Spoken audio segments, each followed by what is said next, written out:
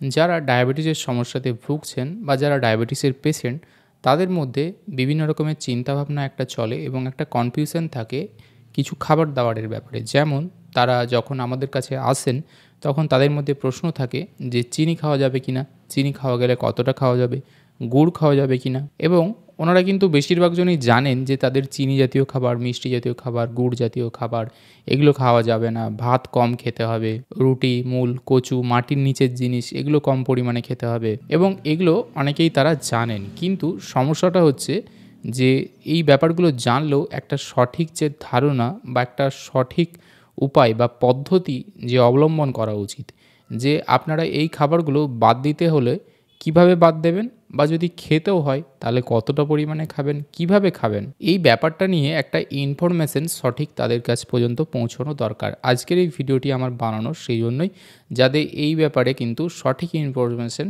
একটা পৌঁছয় সেই সমস্ত ডায়াবেটিস পেশেন্টদের মধ্যে যারা কনফিউজড রয়েছেন এই ব্যাপারটা নিয়ে। অর্থাৎ আজকের এই ভিডিওর মূলত টপিক্সটা থাকছে যে ডায়াবেটিসে যারা ভুগছেন তারা হয়তো ডায়েট মেনে চলছেন, কিছু ডায়েটের মধ্যে হয়তো মডিফিকেশন বা কিছু চেঞ্জ বা কিছু পদ্ধতি অবলম্বন করে তাদের এই ডায়েট মানার যে উপকারিতাটা সেটা তারা আরও ভালোভাবে পাবেন। তবে এই ব্যাপারটাতে বিস্তারিত যাওয়ার আগে আপনাদেরকে জানাই যে ডায়েট বা খাদ্যাভ্যাস এমনই একটা ব্যাপার যে যখনই আমরা এটা পেশেন্টদেরকে বলি তখন কিন্তু বেশ কিছু বাধা চলে আসে। কারণ কি না, এগুলো পাই টু পাই একদম সম্পূর্ণরূপে মানা বেশিরভাগ পেশেন্টের ক্ষেত্রে দেখেছি যে সম্ভব হয় না। কারণ এর পিছনে কিন্তু অনেকগুলো কারণ রয়েছে।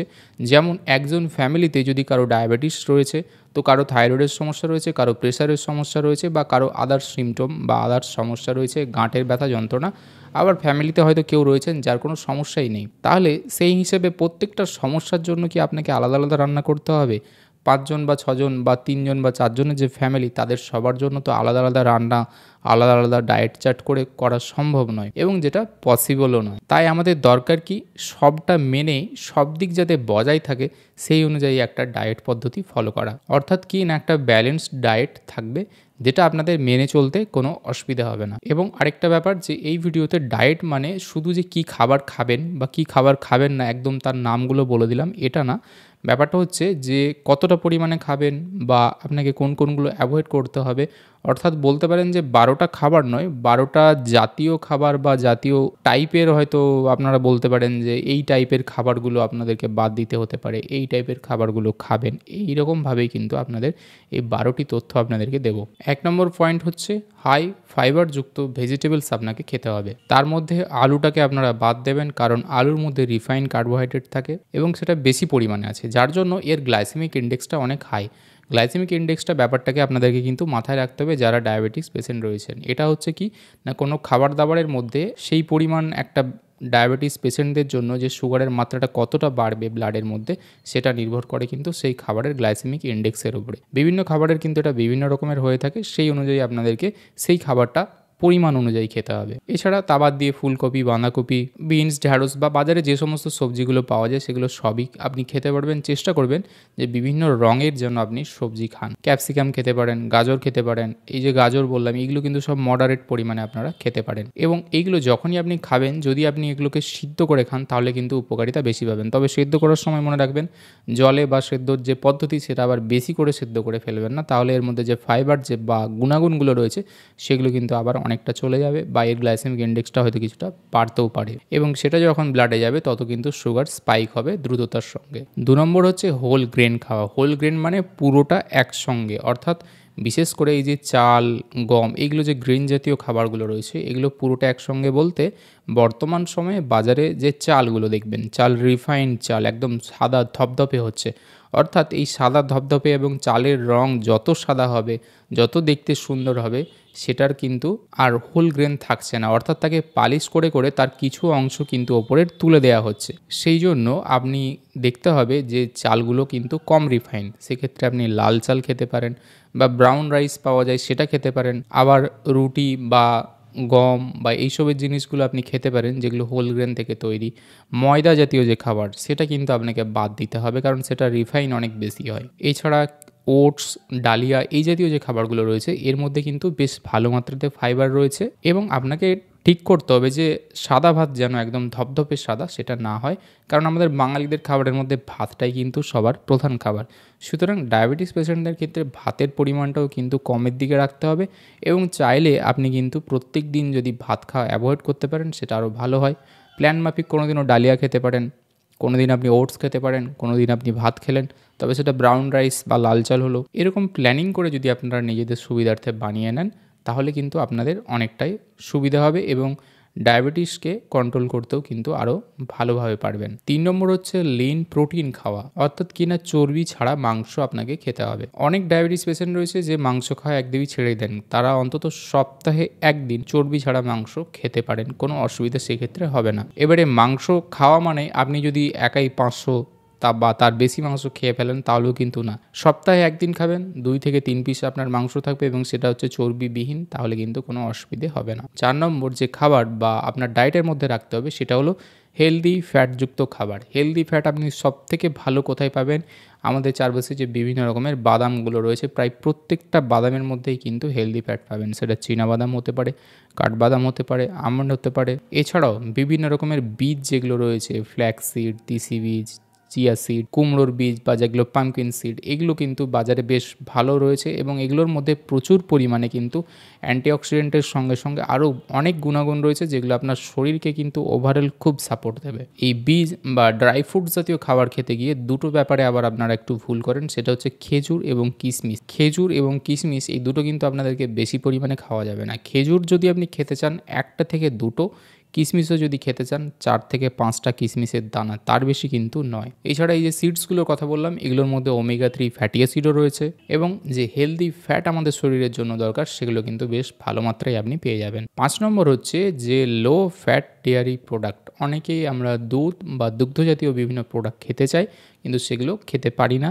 কারণ কনফিউজ থাকি। অর্থাৎ কি, খুব হাই ফ্যাটযুক্ত পনির এরকম না, বাজারে কিন্তু ফ্যাট তুলে দেওয়া হয়েছে, সেরকম পরিমাণে দুধও কিন্তু এখন বেরিয়ে গেছে। এই জাতীয় যে মিল্ক প্রোডাক্টগুলো রয়েছে সেগুলো আপনাদেরকে একটু বেছে বেছে নিয়ে আসতে হবে বাজার থেকে। এছাড়া আপনি কিন্তু টক দই খেতে পারেন বা বাড়িতে টক দই বানিয়েও খেতে পারেন, সেক্ষেত্রে আপনার জন্য অত্যন্ত ভালো কাজ করবে এটা। 6 নম্বর আরেকটি গুরুত্বপূর্ণ খাবারের টাইপের কথা বলবো, যেটা ডায়াবেটিস পেশেন্টদের অনেক ক্ষেত্রেই ভুল হয়ে থাকে, সেটা হলো যে ফল যেগুলো খান সেগুলো কিন্তু তাদেরকে মডারেশন একটা কোয়ান্টিটিতে খাওয়া দরকার। অনেক সময় হয় কি যে ওনারা ভাত বা মিষ্টি জাতীয় যে জিনিসগুলো সেগুলো অ্যাভয়েড করছেন, ডাক্তারবাবু বলেছেন, কিন্তু ফল অনেকটা বেশি পরিমাণে খেয়ে নিচ্ছেন। একসঙ্গে হয়তো অনেক ফল খাচ্ছেন, অনেক রকমের ফল খাচ্ছেন, তাতে করে কি হচ্ছে, অনেক ফলের মধ্যেই কিন্তু আমাদের যে সুগারের স্পাইক করার ব্যাপারটা সেটা কিন্তু বেশি করতে পারে। ফলের মধ্যে আপনি পেয়ারা খেতে পারেন, শশা খেতে পারেন, আপেল খেতে পারেন, এগুলো সবই সারাদিনে একটা করে খেতে পারেন। যে কোনো ফল একটা করে ফল খেলেন, এক্ষেত্রে আপেলের গ্লাইসেমিক ইন্ডেক্স অনেক কম। আবার যদি ফলের মধ্যে ধরি যে আমের কিন্তু গ্লাইসেমিক ইন্ডেক্স একটু তুলনামূলক হাই। আবার দেখা যাচ্ছে যে আম সারা সিজনে পাওয়া যাচ্ছে না, তখন পেশেন্টদের ক্ষেত্রে অনেকের বক্তব্য থাকে যে ডাক্তারবাবু যখন আমি আম পাচ্ছি তাহলে তখন কি আম খাবো না?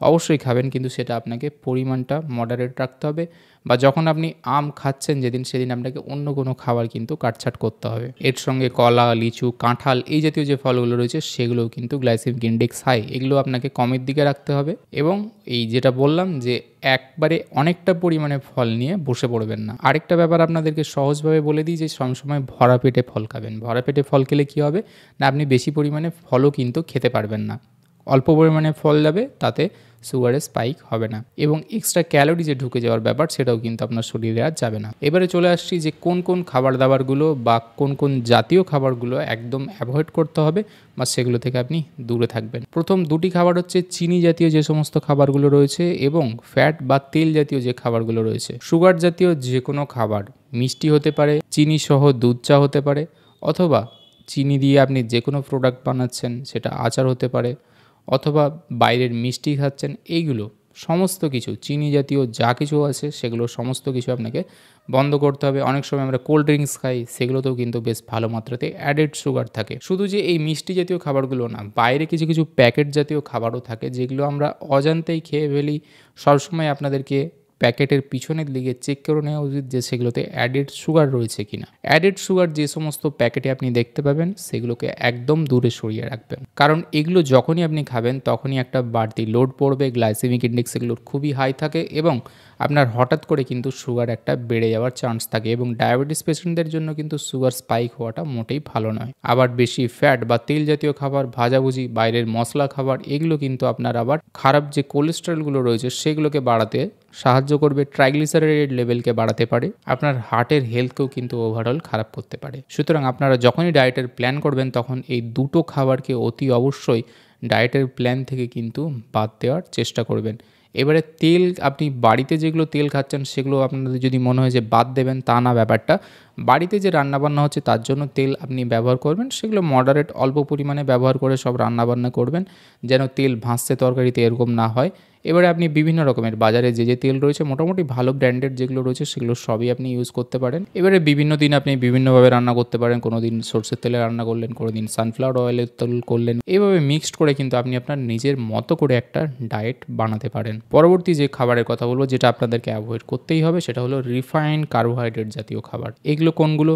বিস্কিট। বেশিরভাগ ক্ষেত্রে আমরা আমাদের অজান্তে সবার প্রথম যে খাবারটা আমরা খেয়ে ফেলি সেটা হলো বিস্কিট। যে কোনো টাইপের বিস্কিটের মধ্যেই কিন্তু রিফাইন্ড কার্বোহাইড্রেট রয়েছে। তা বাদ দিয়ে কী রয়েছে? Cookies, pastry, noodles, pasta, pizza, burger, cake, এইগুলো হচ্ছে সমস্ত রিফাইন্ড কার্বোহাইড্রেট জাতীয় খাবারের মধ্যে পড়ছে। তা বাদ দিয়ে বাজারে যে সমস্ত প্রসেস ফুড রয়েছে সেগুলোর মধ্যেও রিফাইন্ড কার্বোহাইড্রেট রয়েছে। এগুলো খাওয়া মানেই আপনার সুগারের স্পাইক কিন্তু হঠাৎ করে হবে, এবং এগুলো আপনারা যদি রেগুলার খেয়ে থাকেন তাহলে জানবেন কোনোদিনই কিন্তু আপনার সুগার লেভেলকে আপনি ঠিকঠাক কন্ট্রোলের মধ্যে আনতে পারবেন না। 9 নম্বর যে ব্যাপারটা আপনাদেরকে মাথায় রাখতে হবে সেটা হলো, যে কোনো খাবারই আপনি খান না কেন সেটা যেন একদম বেশি পরিমাণে না হয়। অর্থাৎ এই যে এতক্ষণ ধরে আমি আপনাকে বললাম যে এগুলো খাওয়া যাবে, আপনি হয়তো ভালো করে শুনলেন না এবং সেগুলো এক বাটি বা বড় একটা থালা নিয়ে বসে পড়লেন, তাহলে হবে না। আপনাকে ডায়াবেটিস যে পেশেন্ট রয়েছেন যাই খাবারে খান সেটা কিন্তু আপনাদেরকে মডারেট কোয়ান্টিটিতে খেতে হবে, অর্থাৎ পরিমাণটা কিন্তু একদম ঠিকঠাকভাবে করতে হবে।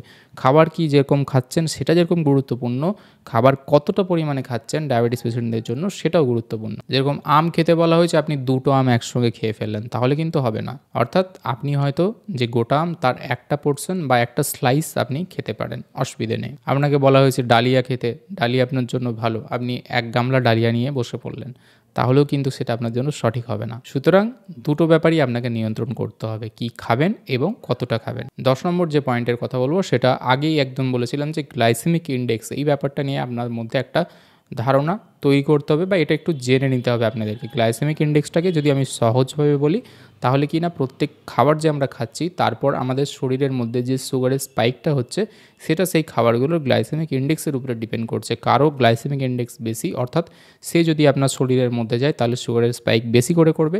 কারো গ্লাইসেমিক ইন্ডেক্স তার থেকে একটু কম, অর্থাৎ সে যদি আপনার শরীরের মধ্যে যায় তাহলে সে সুগারের স্পাইকটা একটু কম করবে। সুতরাং কোন খাবারগুলোর মধ্যে গ্লাইসেমিক ইন্ডেক্স বেশি রয়েছে বা কম রয়েছে সেগুলো যদি আপনারা আরেকটু ভালোভাবে জানার চেষ্টা করেন, সেগুলো অতি অবশ্যই ইন্টারনেট বা বিভিন্ন জায়গা থেকে কিন্তু পেয়ে যাবেন। এবং সেই অনুযায়ী হয়তো আমি এখানে যে ডায়েটগুলো বা যে খাবারগুলো বললাম সেগুলো বাদ দিয়েও অনেক রকমের খাবার রয়েছে যেগুলো আপনারা খান, সেগুলো যদি আপনারা একটু ভেরিফাই বা চেক করে নেন তাহলে কিন্তু বুঝতে সুবিধা হবে। তবে সহজভাবে বলতে গেলে সবুজ শাকসবজি যেগুলো রয়েছে সেগুলো আপনারা সব খেতে পারবেন, কোনো অসুবিধা নেই মডারেট কোয়ান্টিটিতে। রিফাইন্ড কার্বোহাইড্রেট, মিষ্টি, চিনি, আলু, প্রসেস ফুড এইগুলোকে আপনাদেরকে কমের মধ্যে রাখতে হবে।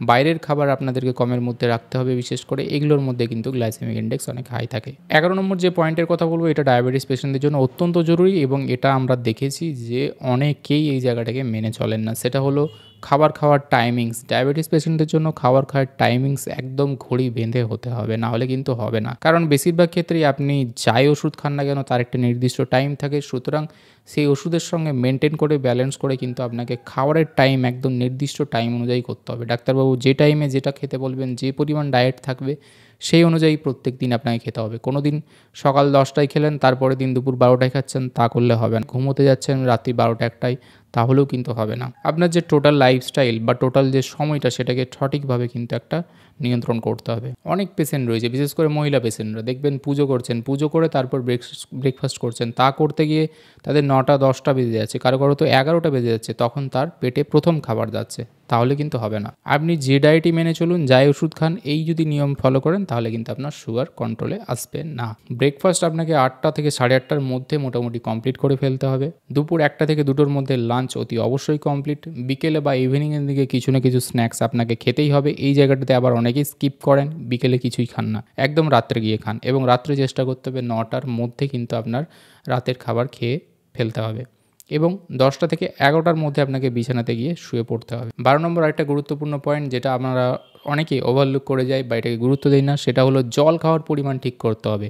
আপনার যে সমস্যাই থাক না কেন জল কিন্তু আপনার জন্য অত্যন্ত গুরুত্বপূর্ণ। যেমন কিডনির যারা পেশেন্ট রয়েছেন, হার্টের পেশেন্ট, তাদের ক্ষেত্রে জলের একটা লিমিটেশন রয়েছে এবং সুগারের পেশেন্টদের ক্ষেত্রেও জলের একটা ব্যাপার মাথায় রাখতে হবে যে আপনার শরীর যেন ডিহাইড্রেট না হয়, অর্থাৎ জল অনেকেই দেখা যায় খুবই কম পরিমাণে খান, 1 লিটারও জল খান না হয়তো। এবং ডায়াবেটিস পেশেন্টদের জন্য আমার সাজেশন থাকবে জল খাওয়ার ক্ষেত্রে আপনারা একটা পদ্ধতি ফলো করুন, আপনাদের জন্য অনেক উপকার হবে।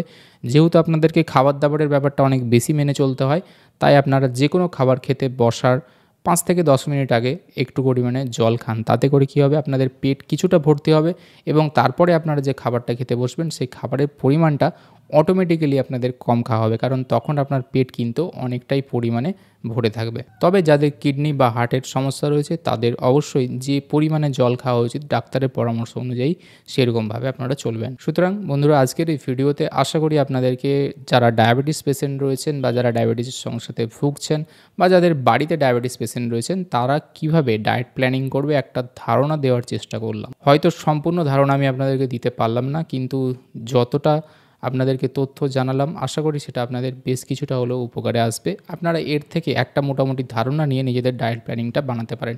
ডায়েট প্ল্যানিং অ্যাকচুয়ালি বানানো কিন্তু অনেকটাই কঠিন, কারণ আমাদের সবার প্রত্যেকের খাদ্যাভ্যাসটা এক নয়।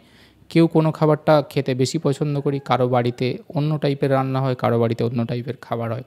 সুতরাং এই ডায়েট প্ল্যান কিন্তু ইন্ডিভিজুয়ালি প্রত্যেকের আলাদা আলাদা হয়। আমি আজকে যে তথ্যগুলো আপনাদেরকে জানালাম এগুলো গড়পড়তা ডায়াবেটিস পেশেন্টদের সবার জন্যই মেনে চলা উচিত। আশা করি আজকের ভিডিওটি আপনাদের ভালো লেগে থাকবে এবং উপকারে আসবে। ভিডিওটি ভালো লেগে থাকলে এবং উপকারে আসলে অবশ্যই লাইক করবেন, কমেন্ট করবেন এবং শেয়ার করে দেবেন আপনাদের বন্ধুবান্ধবদের সঙ্গে। এবং আমার চ্যানেলটি যদি এখনও সাবস্ক্রাইব না করে থাকেন তাহলে অবশ্যই চ্যানেলটি সাবস্ক্রাইব করে বেল আইকনটা প্রেস করে দেবেন, যাতে করে পরবর্তীকালে এরকম ভিডিও আপলোড হওয়ার সঙ্গে সঙ্গে নোটিফিকেশান পেয়ে যান।